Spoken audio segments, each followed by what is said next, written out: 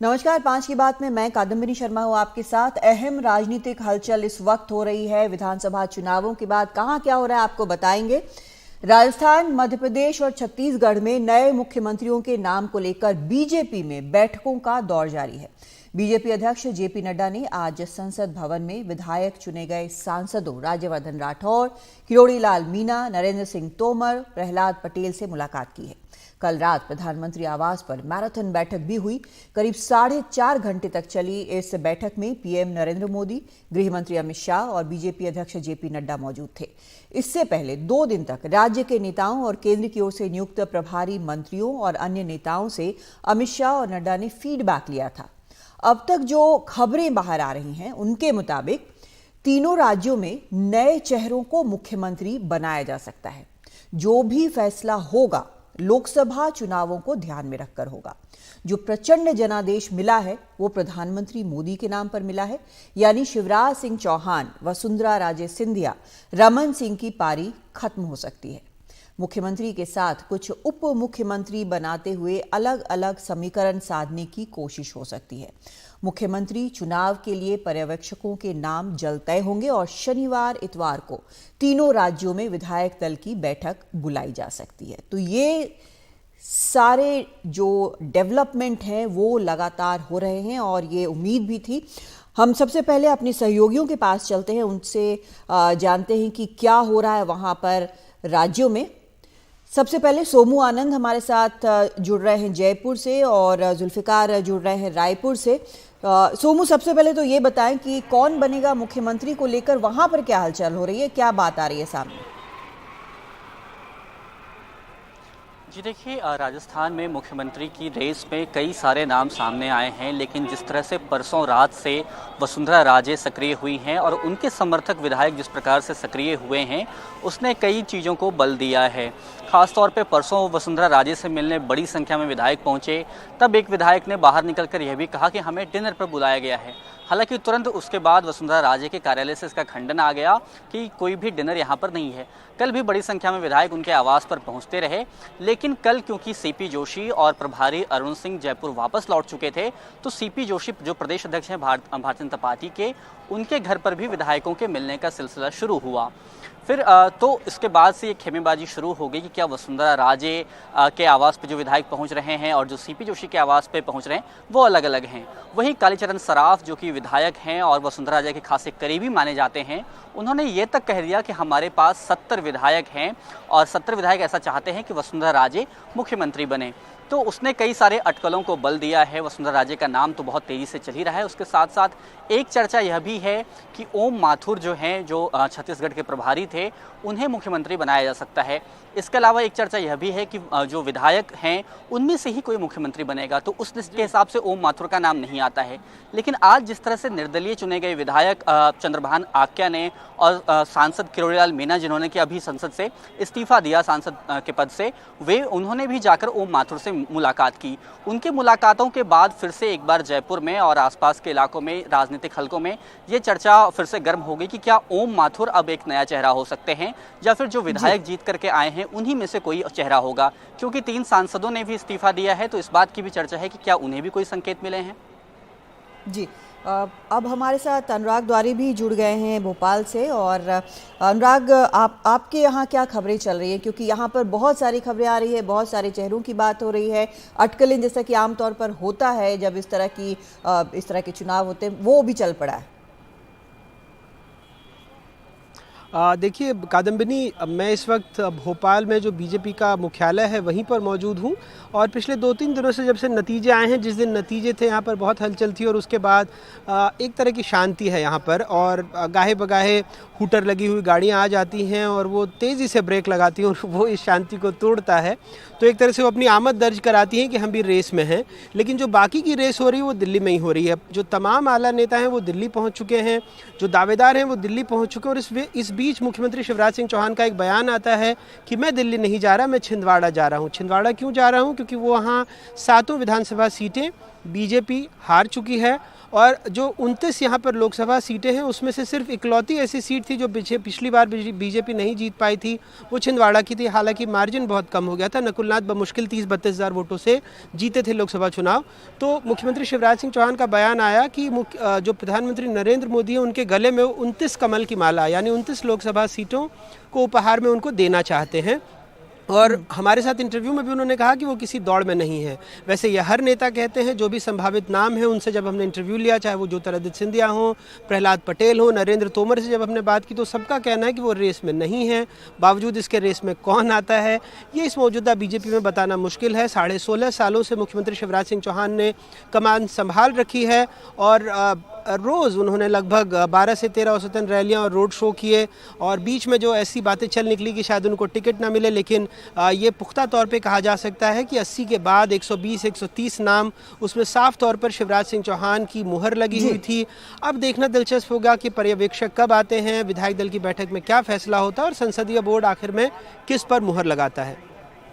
जी, और जुल्फिकार के पास चलते हैं, रायपुर से हमारे साथ जुड़े हुए हैं। जुल्फिकार, आपसे भी वही सवाल, आपके यहाँ क्या चल रहा है?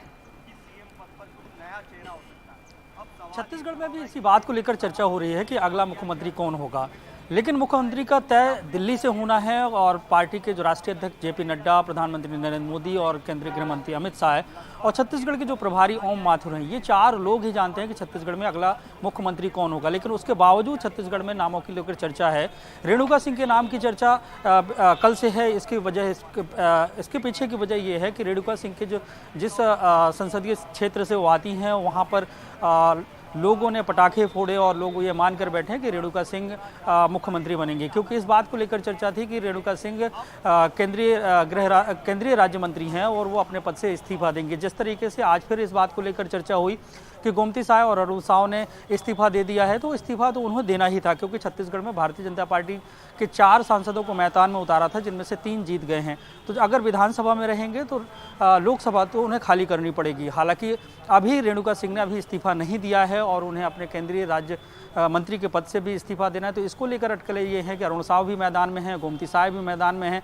लेकिन उन तमाम समीकरणों पर छत्तीसगढ़ में देखा जा रहा है कि 2024 में जब चुनाव होंगे तो छत्तीसगढ़ से 11 में 11 किस तरीके से भारतीय जनता पार्टी जीतेगी। रमन सिंह को लेकर भी चर्चा है, क्योंकि सबसे कद्दावर नेताओं में से एक रमन सिंह का नाम इसलिए भी चर्चा शामिल किया जाता है क्योंकि 15 साल तक छत्तीसगढ़ में वो मुख्यमंत्री रहे हैं। उनका शांत सौम्य चेहरा है और पहले जरूर ये चर्चा की जा रही थी आज से 4 से 5 महीने पहले कि भारतीय जनता पार्टी जब मैदान में चुनाव लड़ेगी तो सभी नए फेस होंगे और हो सकता है कि डॉक्टर रमन सिंह को उस समय टिकट ना दी जाए। लेकिन जब बाद में जब टिकट दी गई तो उसमें ये देखा गया कि ज़्यादातर जो सीटें हैं, आधे से ज़्यादा सीटों में रमन सिंह की मोहर लगी हुई है। रमन सिंह के निर्देशों पर, उनके कहने पर उन्हें टिकट दी गई और ऐसी बड़ी संख्या है जो जीत कर आए हैं जो रमन सिंह के समर्थक हैं। तो ऐसे में जो रेस है उसमें रमन सिंह भी शामिल हैं और नाम ओपी चौधरी का भी है। युवा हैं, IAS रहे हैं और छोड़कर IAS की नौकरी भाजपा में शामिल हुए थे। और अमित शाह ने उनकी जनसभा में ये कहा था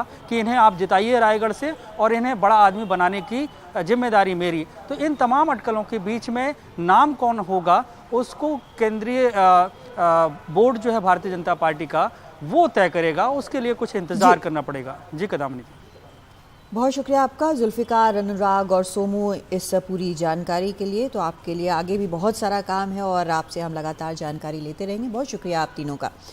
और जैसा हमारे संवाददाता बता रहे हैं कि रेस है, पर नेता कहते हैं कि रेस नहीं है। अब सवाल यह है कि रेस जो कि है लेकिन जो नहीं है उसकी फिनिश लाइन तक कौन पहुंचेगा। इस पर चर्चा करने के लिए हमारे साथ खास मेहमान इस वक्त जुड़े हुए हैं। संजय सिंह हैं, वरिष्ठ पत्रकार हैं। कुछ देर में अविनाश कल्ला भी जुड़ जाएंगे, वो भी वरिष्ठ पत्रकार हैं। संजय सिंह, सबसे तो पहले आपसे मैं ये जानना चाहूँगी कि हमने अभी अपने संवाददाताओं से बात की है, कुल मिलाकर जो रेस जो कि नहीं है और जिसके फिनिश लाइन तक पहुंचना है, फिनिश लाइन यहाँ दिल्ली में तय हो रही है कि उस तक कौन पहुंचेगा। लेकिन जो बड़ा इंटरेस्टिंग जो एक चीज़ बार बार निकलकर सामने आ रही है कि जो 3 बहुत दिग्गज मुख्यमंत्री हैं, शिवराज सिंह चौहान और वसुंधरा राजे सिंधिया और रमन सिंह, शायद ये आगे उस पद पर ना दिखें। इसमें कितना दम आपको लगता है, या फिर ये उसी तरह की अटकलें जैसे आमतौर पर बीजेपी में जब कुछ होना होता है तो अटकलें लगती है लेकिन कुछ और ही निकलकर सामने आता है? कादम्बनी, आपके सवाल में कुछ हद तक जवाब हो चुका हुआ है कि इस समय बीजेपी में जितने समय से पिछले 10 साल से कोई भी गेस हजार्ड करना थोड़ा हजार्डस हो गया है कि किसी के बारे में आप कहते हैं कि ये बनेंगे और आप 3 नाम निकाल करके लाते हैं और चौथा नाम हो जाता है। शिवराज सिंह चौहान की स्थिति थोड़ी अलग है बाकी 2 जगह से, छत्तीसगढ़ और राजस्थान से। उनकी स्थिति मैं मानता हूं कि थोड़ी अलग है क्योंकि एक डिलीवरी की चीज और जिस तरह का वहां जनादेश आया है और जिस तरह की उनकी एक्टिविटी चुनाव के पहले और चुनाव के बाद रही है, मुझे लगता है कि उनको थोड़ा अलग कैटेगरी में डाल सकते हैं। बाकी बच गया कि कौन हो सकते हैं। एक तो मान लीजिए कि जो सांसद जिन्होंने आज इस्तीफा दिया है, वो एक स्वाभाविक प्रक्रिया है, वो एक कॉन्फिडेंस इंस्टिल करने के लिए भी है कि लोकसभा से आप विधानसभा चुन करके गए हैं, तो वहां की जनता को भी ये बताने के लिए जिन लोगों ने उनको चुना है और क्षेत्र में, कि ऐसा नहीं है कि हम किसी भी इनको ऐसे ही यूं ही मतलब खेल खेल में वो मैदान में उतार रहे थे, क्योंकि बीजेपी जीत गई तो वहां उनका एक रोल होगा। लोकसभा जब चुनाव आएगा तब क्या होगा कहा नहीं जा सकता, लेकिन अभी के लिए वो एक सार्थक पॉजिटिव मैसेज देने का वो पार्टी की तरफ से एक वो मूव था। अब चीफ मिनिस्टर का ये इम्पोर्टेंट है क्योंकि अभी तक वो ऑब्जर्वर्स डिसाइड नहीं पाए। जैसे आपने अपने रिपोर्ट में ही कहा कि कल रात में काफी लंबी चौड़ी वो बैठक हुई है प्रधानमंत्री और मतलब अमित शाह और जेपी नड्डा। देखिए, डिसीजन तो 2-3 लोग के बीच में ही होना है, तो और वो जब तक डिसीजन पब्लिक नहीं किया जाता तब तक वो बाहर भी नहीं आता। ऐसी कई तरह मतलब कुछ समय काफी समय से हमने देखा है। उत्तर प्रदेश सबसे बड़ा एक एग्जाम्पल है जिसमें तमाम तरह के मतलब वो सत्र आते आते जिस समय विधानसभा और लोकसभा के बाद वो हुआ था। इस समय थोड़ा सा वसुंधरा जी के समर्थकों के बीच में काफी हलचल है, या उनके स्वयं की तरफ से है मैं नहीं जानता, लेकिन वो एक नया तरह का पहलू ऐड करता है। क्योंकि अभी तक अगर आप देखेंगे तो किसी तरह का फुल चैन प्रेशर्स जो है सेंट्रल लीडरशिप पर डालना वो काफी क्या कहिएगा लाभकारी नहीं रहा है। इस केस में अगर कोई अपवाद हो तो अलग बात है, लेकिन अभी तक का जो पिछले 9.5 साल का जो अगर आप बीजेपी का ट्रेंड देखिए अभी का मोदी और अमित शाह के उसमें डिस्पेंसेशन में, तो वो किसी तरह के प्रभाव में नहीं आते, किसी तरह के दबाव में नहीं आते, कोई और तरह की चीज नहीं होती। उनको अगर ये लगता है कि जो घोषणाएं की हैं, स्टेट कहाँ जाएगा, 24 का चुनाव कहाँ जाएगा, हमने जो प्रोमिसेस की हैं, क्योंकि ये अब कहा गया मोदी की गारंटी मतलब गारंटी पूरा होने की गारंटी अपार्ट फ्रॉम 24 की जो बात है, तो उसको मद्देनजर रख करके फिर फैसला होगा। अविनाश कल्ला भी हमारे साथ जुड़ गए हैं। अविनाश, हमने जो सवाल पूछा संजय से वो ये कि सब कुछ दिल्ली में डिसाइड हो रहा है, लेकिन एक जो फैक्टर है, इन्होंने कहा कि शिवराज सिंह चौहान की बात अलग है लेकिन वसुंधरा राजे सिंधिया की भी बात शायद अलग है, लेकिन यहाँ पर जो बार बार कहा जा रहा है कि जनरेशनल चेंज, लेकिन जनरेशनल चेंज की ज़रूरत क्यों पड़नी चाहिए अगर पीएम मोदी के चेहरे पर ही चुनाव लड़ा गया है? क्योंकि अगर आप 2024 का चुनाव देखें, जो लोकसभा चुनाव है वो भी तो वही होगा, फिर इसकी जरूरत क्यों महसूस हो रही है? भारतीय जनता पार्टी जो राजनीति कर रही है, अब उन्हें नए चेहरे चाहिए जो अगले 20 साल तक उनकी राजनीति आगे ले जाए। इसलिए शायद ये जनरेशनल चेहरे की बात हो रही है कि अब नया गार्ड कौन या बटालियन किसको दी जाएगी। और ये मैं संजय जी की बात से सहमत हूँ कि जो फैसला होना है वो ऊपर होना है, वो उन्हीं 2.5 मैन में होना है जो डिसाइड करेगा। प्रधानमंत्री मोदी, गृह मंत्री अमित शाह और जेपी नड्डा, इनके बीच में ही डिसीजन आएगा। पर एक बात है कादम्बरी जी जो देखनी चाहिए कि क्या अभी जो मोमेंटम बना हुआ है कि जिस तरह से इन तीनों क्षत्रप के बड़े नेताओं को साथ रखा गया, जिस तरह की हम बात करते हैं, हमने अकाउंटिंग डे पे भी किया था कि बीजेपी सबको अकोमोडेट करके चल रही है, तो फिलहाल क्या वो ये विनिंग कॉम्बिनेशन चेंज करना चाहेंगे? क्योंकि ये बिल्कुल प्रधानमंत्री मोदी के नाम पे भारतीय जनता पार्टी ये विक्ट्री ले रही है, उन्हीं का चेहरा आगे था। पर अगर हम देखें तो हिंदी पट्टी में ही उनका एक स्ट्रॉन्ग होल्ड है, तो अगर यहाँ पे कुछ अभी चेंज होता है तो क्या ये क्षत्रप जो है वो उनको लोकसभा चुनाव में कुछ इम्पैक्ट डाल सकते हैं? वो इसको भी कैलकुलेट करते हैं। जनरेशनल शिफ्ट करने के लिए उनको जिस दिन उनका फरमान आया वो चेंज हो जाएगा। वो कांग्रेस पार्टी की तरह नहीं रहेगा कि कोई रिबेलियन आए। तो क्या वो हाँ, ये विनिंग कॉम्बिनेशन या विनिंग मोमेंटम 2024 से पहले चेंज करना चाहेंगे या नहीं, उस पे नाम है। संजय जी ने कहा वसुंधरा राजे जी के समर्थकों में काफी कुछ उत्साह है। इसी तरह का उत्साह आपको गजेंद्र सिंह शेखावत के यहाँ दिख सकता है। आज सुबह से हलचल देखे तो ओम माथुर के साथ कई लोगों की फोटोज आ रहे हैं, कुछ वीडियो शेयर हो रहे हैं। जैसे किरोड़ी लाल मीणा उनसे मिलने गए, लोग बता रहे ओम माथुर की बॉडी लैंग्वेज काफी कॉन्फिडेंट है। 2 दिन पहले आई खबर की उनकी सुरक्षा बढ़ा दी गई। चंद्रभान सिंह आकिया जो रिबेल लड़े थे, भाजपा के कैंडिडेट को उन्होंने हराया, जमानत जब्त करा दी, वो आज उनसे गले मिलते हुए फोटो आया है। तो अभी ये असमंजस की और सब अपने कयास लगा रहे हैं, लेकिन फैसला प्रधानमंत्री को करना है कि क्या मैं ये विनिंग मोमेंटम और उन्होंने ये सिद्ध कर दिया कि मेरे नाम पे स्टेट जीत लिया जाता है। वो इस पूरे फेस और फेसलेसनेस का एक इशू था, उससे उन्होंने उन क्षत्रपों को भी मैसेज दे दिया। पर क्षत्रपों ने भी अपना एक सिग्निफिकेंस दिखाया, इसको नजरअंदाज नहीं किया जा सकता। जिस क्या तरह ये से शिवराज सिंह ने आपने दो चीजें यहाँ पे बड़ी इंपॉर्टेंट बोली हैं कि अगर बाद में भी अगर चेंज करना चाहें तो कांग्रेस जैसी स्थिति यहाँ पर नहीं होगी, बीजेपी का जहाँ तक सवाल है। और ये जो क्षत्रप हैं अपना अपनी अपनी जो ताकत है वो जरूर दिखा रहे हैं, साथ मिलकर लड़े हैं, लेकिन जो यहाँ पर स्थिति बनी हुई है, जिनको वोट दिया गया है, जिनके नाम पर भी वोट, अगर मान लीजिए कि पीएम मोदी के नाम पर भी वोट दिए गए हैं, उनके चेहरे पर वोट दिए गए हैं, लेकिन एक सेट नंबर ऑफ पीपल जिसको कहते हैं, या एक चेहरे जो है उनको देखकर भी वोट दिए गए हैं, तो उसमें बहुत बड़ा फेर बदल क्या 2024 के हिसाब से जिसको लेकर बताया जा रहा है कि सारे निर्णय होंगे, शायद लगता नहीं है कि ऐसा होना चाहिए। देखिए, हमें कयास भाजपा में तो बिल्कुल ही नहीं लगाने चाहिए, क्योंकि वहां पे होता वही है जो ऊपर वाले चाहते हैं। हाँ, ये हमारी एक अंडरस्टैंडिंग की बात है कि उन लोगों की भी सिग्निफिकेंस है। अब आप देखिए कि वसुंधरा राजे जो हैं, उनको जब पहली लिस्ट में उनके कोई समर्थकों के नाम नहीं थे, उसके बाद आप देखिए उनके करीब करीब सभी लोगों को अकोमोडेट कर दिया गया। 3-4 अपवाद छोड़ दे तो उनमें से लोग जीत के भी आए। उन्होंने 50 के ऊपर रैलीज भी करी, जन समर्थन मांगा, तो वो लोग एक नेचुरली दिखे जीत के आए। तो आज जब आपकी मार्जिन सिर्फ 115 है।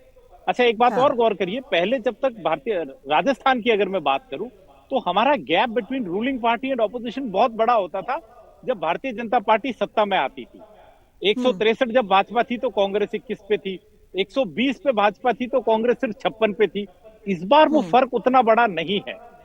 हाँ, इस बार आपके पास बड़े सिर्फ इंपॉर्टेंट 115 पॉइंट लोग से आप दोनों से हम चर्चा जारी रखेंगे, लेकिन इस बीच हम रवीश रंजन शुक्ला के पास चल रहे हैं। रवीश, क्या जानकारी मिल रही है आपको? जी देखिए, अभी तक जो सुबह से अटकलें लग रही हैं सियासी गलियारों में वो यही है कि इस बार चूंकि प्रधानमंत्री नरेंद्र मोदी कास्ट की अपेक्षा क्लास को ज्यादा महत्व देंगे, और यही लिए अटकलों का दौर है कि हो सकता है कि इन 3 राज्यों में नए चेहरों को सामने लेकर आ जाए। जैसा आपको पता है कि जब ये चुनाव से पहले जो है वो बीजेपी का खासा जोर जो है वो युवा, महिलाएं और इन सब पर था, तो इसी के चलते जो है वो कयास लगाए जा रहे हैं। लेकिन एक वर्ग जो बीजेपी है वो ये भी कह रहे हैं कि चूंकि 2024 में लोकसभा का चुनाव है, तो ऐसे में क्या पुराने चेहरों को नजरअंदाज करना ठीक रहेगा या नहीं।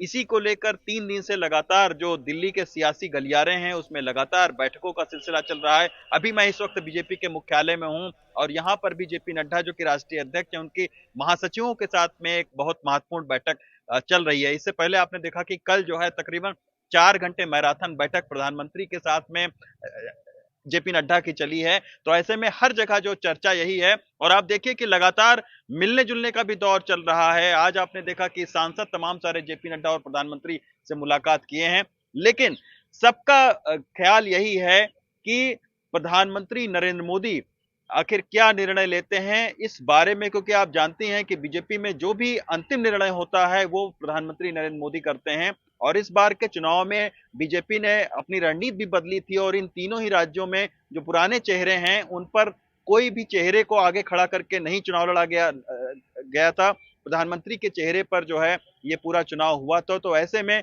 प्रधानमंत्री के पाले में गेंद है, वो देखना होगा कि आखिर किसको चुनते हैं। लेकिन सत्ता के गलियारों में इस बात की चर्चा बहुत है कि नए चेहरे लाए जाएंगे, और नए चेहरों में भी महिला, युवा और आदिवासी चेहरे ला सकती है बीजेपी, इस बात की बहुत चर्चा है। बहुत शुक्रिया आपका रवीश। और अब से कुछ देर में बीजेपी महासचिवों की बैठक होगी। जेपी नड्डा बीजेपी मुख्यालय पहुंच चुके हैं।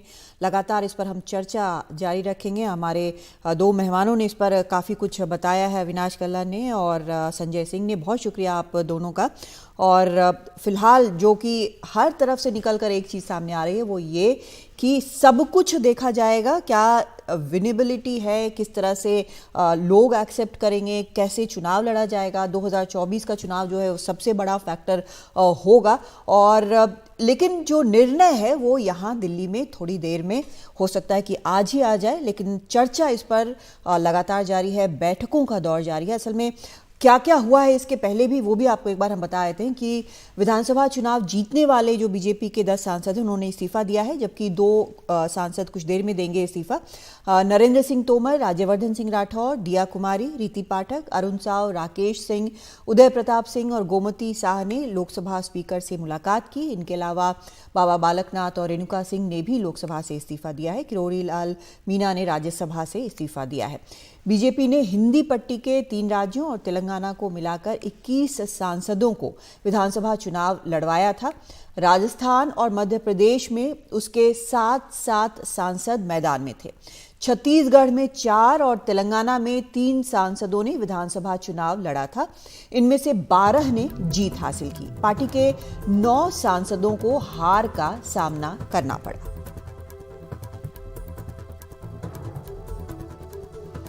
अखिलेश शर्मा हमारे सहयोगी इस वक्त हमारे साथ जुड़ रहे हैं। अखिलेश, कई तरह की खबरें निकलकर सामने आ रही हैं। अभी ताज़ा क्या जानकारी आपको मिल रही है? देखिए, अभी जानकारी यही है कि पर्यवेक्षकों के नाम आ सकते हैं, या तो आज रात तक आए या फिर कल इस बारे में बीजेपी घोषित करे कि विधायक दल की बैठक कब होनी है मध्य प्रदेश, छत्तीसगढ़ और राजस्थान में नए नेता को चुनने के लिए।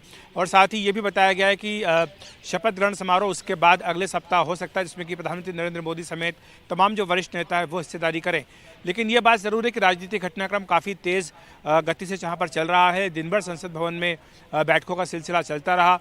ये तमाम जो सांसद हैं जो विधायक बन गए हैं चुनाव जीत करके, इन सब ने बीजेपी अध्यक्ष जेपी नड्डा से मुलाकात की, पीएम नरेंद्र मोदी से मिले और उसके बाद जाकर लोकसभा अध्यक्ष को अपना इस्तीफा दिया। वहीं डॉक्टर किरोड़ी लाल मीणा जो कि राज्यसभा के सांसद हैं, उन्होंने राज्यसभा से अपना त्यागपत्र दे दिया है। 2 सांसद जो हैं बाबा बालकनाथ और एक छत्तीसगढ़ की जो मंत्री हैं, वो दोनों आज यहाँ पर ये नहीं थे, इसलिए बताया गया कि कल वो आकर के अपना इस्तीफा सौंप देंगे। और इस तरह से उन्हें ये कह दिया गया है कि अब आपको राज्य की राजनीति करनी है। और इसमें कद्दावर नेता नरेंद्र सिंह तोमर भी शामिल है, जो कि मध्य प्रदेश में मुख्यमंत्री पद के सशक्त दावेदार माने जाते हैं। तो इसीलिए कयासों का दौर चल रहा है कि क्या शिवराज सिंह चौहान को दोबारा कुर्सी मिलेगी या फिर नरेंद्र सिंह तोमर या प्रहलाद पटेल, इनमें से किसी को मिल सकती है। कैलाश विजयवर्गीय वो भी चुनाव जीत करके आए हैं। तो ये सारे नाम हैं जिन पर लगातार चर्चा चल रही है। लेकिन फिलहाल बीजेपी के जो सूत्र है वो ये इशारा ज़रूर कर रहे हैं कि तीनों ही राज्यों में, मध्य प्रदेश, छत्तीसगढ़, राजस्थान में बीजेपी संभव है कि नए चेहरों को मौका दे।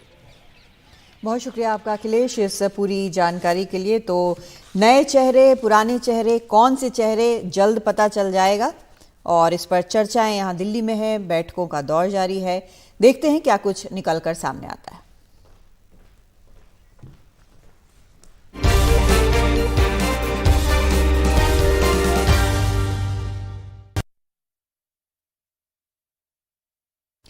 आज एक खास दिन है। आज संविधान निर्माता डॉक्टर BR अम्बेडकर की पुण्यतिथि है। इस मौके पर देश की सर्वोच्च अदालत सुप्रीम कोर्ट के परिसर में बाबा साहेब की प्रतिमा पर मुख्य न्यायाधीश और बाकी जजों ने फूल अर्पित किए। वहीं दूसरी तरफ संसद परिसर में राष्ट्रपति, प्रधानमंत्री, उपराष्ट्रपति, लोकसभा अध्यक्ष ने भी श्रद्धा सुमन अर्पित किए।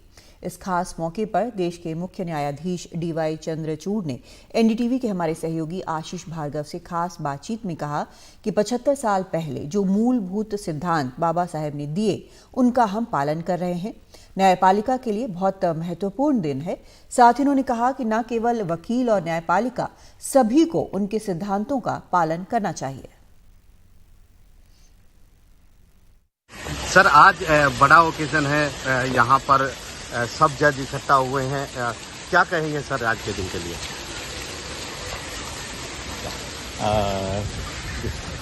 जी सर। आशीष, आज का जो दिन है वो मैं समझता हूँ सारे देश में स्वर्ण अक्षर में लिखा हुआ दिन है। आज हम डॉक्टर बाबा साहेब भीमराव अम्बेडकर के जीवन के बारे में स्मरण करते हैं। वो संविधान के शिल्पकार थे जी, और जो उन्होंने मूलभूत सिद्धांत 75 साल पहले हमारे लिए अंकित किए, उनका हम पालन कर रहे हैं न्यायपालिका में। तो हम लोगों के लिए बहुत महत्वपूर्ण दिन है, और इस साल उनका स्टैच्यू सुप्रीम कोर्ट में आया है जी। तो हमें लगता है कि साक्षात वो हमारे साथ हैं। जी जी जी सर, स्टैच्यू आया है, एक प्रतीक भी है और एक संदेश भी है देश के लोगों के लिए जी। और कुछ सर आप कहना चाहेंगे देश के लोगों के लिए? मैं समझता हूँ कि ये जो सिद्धांत डॉक्टर बाबा साहेब अम्बेडकर के जीवन के हैं, वो हर एक नवयुवक को, हर एक बच्चे को, हर एक बुजुर्ग को, हम सबको अपने जीवन में निजी रूप से अपनाना चाहिए। और हर रोज़ हमारी दिनचर्या जो होती है उसमें कई तरह से इन सिद्धांतों को हम अपना सकते हैं, इनका पालन कर सकते हैं। यही नहीं कि केवल वकील या न्यायपालिका ही इसका पालन कर सकते हैं, हर एक को करना चाहिए।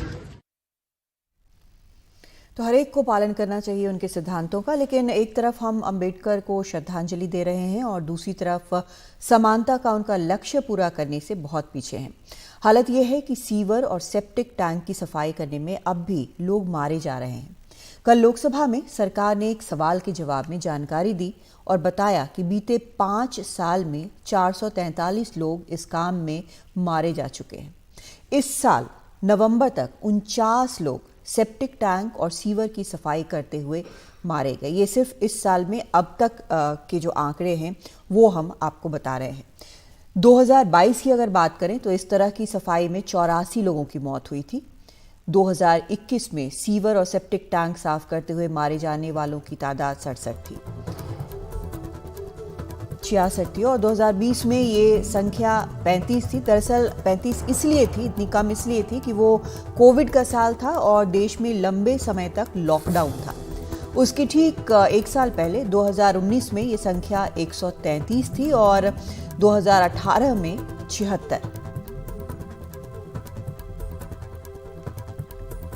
और ये जानकारी संसद में सामाजिक न्याय और सशक्तिकरण मंत्री रामदास अठवाले ने दी। हालांकि कई जानकार मानते हैं कि वास्तविक संख्या इससे कहीं ज़्यादा बड़ी हो सकती है।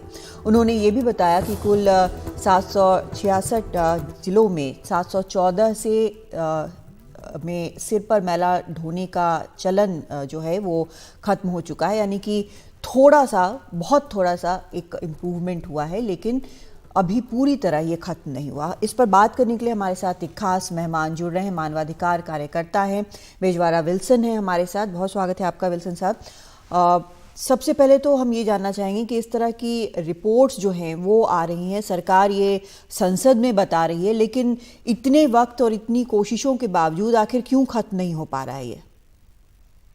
सर, एक बात है, बात चल रहा है, बट वो राजनीतिक इच्छा शक्ति ठीक ठाक से नहीं है। अगर करना चाहिए तो भारत सरकार का आज का तारीख पे ये असंभव बिल्कुल नहीं।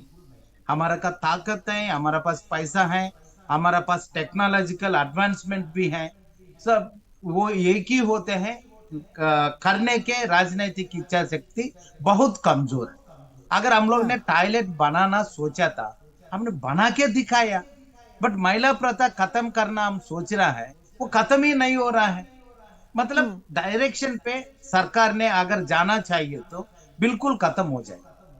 हाँ, लेकिन अब इसमें आगे क्या करना चाहिए? कई लोग ऐसा भी सुझाव देते हैं कि जो मशीन के तरीके से सफाई करनी चाहिए और जितना ज़्यादा उसमें इन्वेस्ट किया जाएगा उससे बेहतर होगी स्थिति। दो तरफ होते हैं, एक ही हाथ से मैला उठाने वाला शुष्क शौचालय का होते हैं, वो अभी भी हमारा देश का अंदर उत्तर प्रदेश, मध्य प्रदेश, बिहार और जम्मू कश्मीर राज्यों पे है। इसका हम लोग ने यांत्रिक रूप से नहीं कर सकते। इसका ध्वंस करना, इस पे काम करने वाला दलित महिला का है, उनका पुनर्वास के लिए सरकार ने सही ढंग से योजना लेके आना। दूसरा है sewage and septic tank death हो रहा है, वो सरकार ने कह रहा है अभी 49 deaths in this year itself is and we have a data 66 लोग ने ऑलरेडी मर चुका।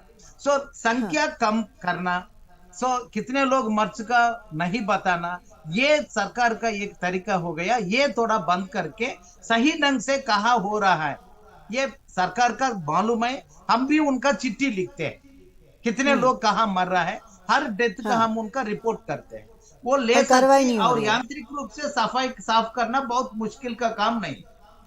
हाँ, तो जो जितनी कार्रवाई होनी चाहिए वो नहीं हो रही है। अगर ये पूरे तरीके से हो तो इसको खत्म किया जा सकता है और जैसे लोगों की जान जा रही है उन्हें बचाया जा सकता है।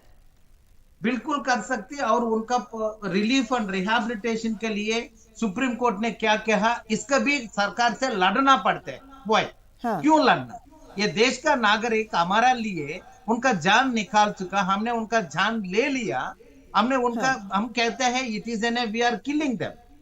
इसी संदर्भ पे उनका पुनर्वास देने के सरकार पे लड़ाई होते है। स्टेट गवर्नमेंट सेंट्रल गवर्नमेंट बोलते हैं लोकल बॉडी का, लोकल बॉडी बोलते हैं कॉन्ट्रैक्टर का। ये स्थिति पे हम लोग ने आगे नहीं जा सकते। सरकार ने पार्लियामेंट पे इस पे प्रधानमंत्री से एक बयान चाहिए, क्लियरली क्या करेंगे जब तक ये मौत का बंद कर सकते। ये प्रधानमंत्री एक वादा, एक स्टेटमेंट दिए तो बिल्कुल सारे मंत्रालय लोग काम करें। जी, बड़ी बात आप कह रहे हैं, बहुत शुक्रिया आपका विल्सन साहब। प्रधानमंत्री अगर बयान दें, प्रधानमंत्री अगर बोलें तो ये बंद हो सकता है और सभी इस पर ज़्यादा ध्यान देंगे। ये एक मांग है, एक बताया जा रहा है कि अभी तक पूरी कोशिशों के बावजूद ये बंद नहीं हो पाया है। हर आदेश है, सरकार के पास जानकारी है और सुप्रीम कोर्ट का आदेश है, उसके बावजूद इस तरह की चीज़ें हो रही है, लोग अपनी जान इसके कारण गंवा रहे हैं। तो ये एक बेहद अहम मुद्दा है और बराबरी अगर लानी है तो ये भी इन सब चीज़ों पर भी नज़र डालना बेहद ज़रूरी है। तो एक ब्रेक लेते हैं और ब्रेक के बाद लौटते हैं।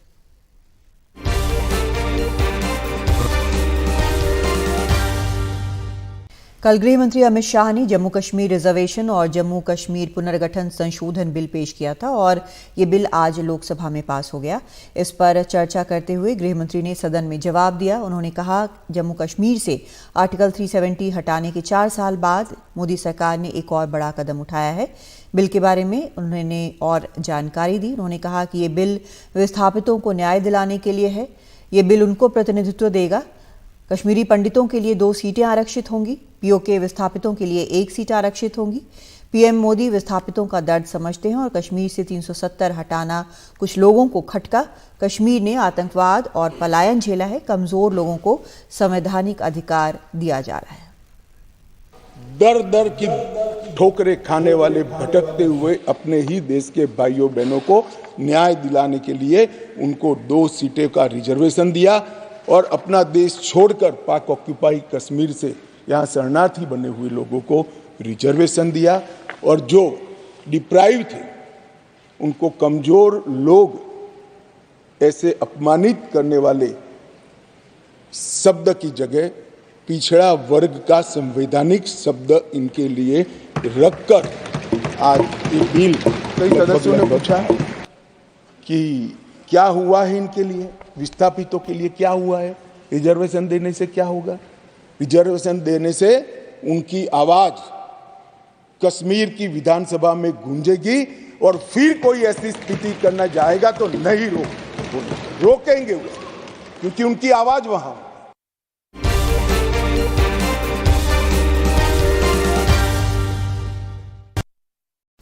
अदानी समूह दिव्यांगों की मदद के लिए हमेशा प्रतिबद्ध है। गुजरात के मुंद्रा में अदानी ग्रुप ने 111 ऐसे लोगों को अपने साथ जोड़ा है जो शारीरिक रूप से कमजोर हैं। इन दिव्यांगों को मुंद्रा और आसपास के इलाकों में अदानी ग्रुप में नौकरी मिली है।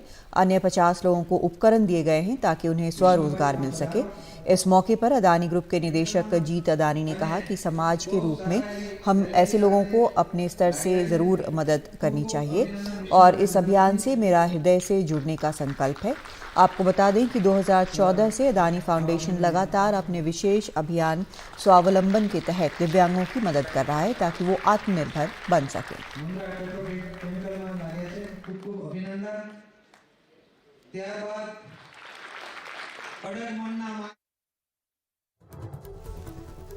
तो 5 की बात में आज इतना ही। नमस्कार।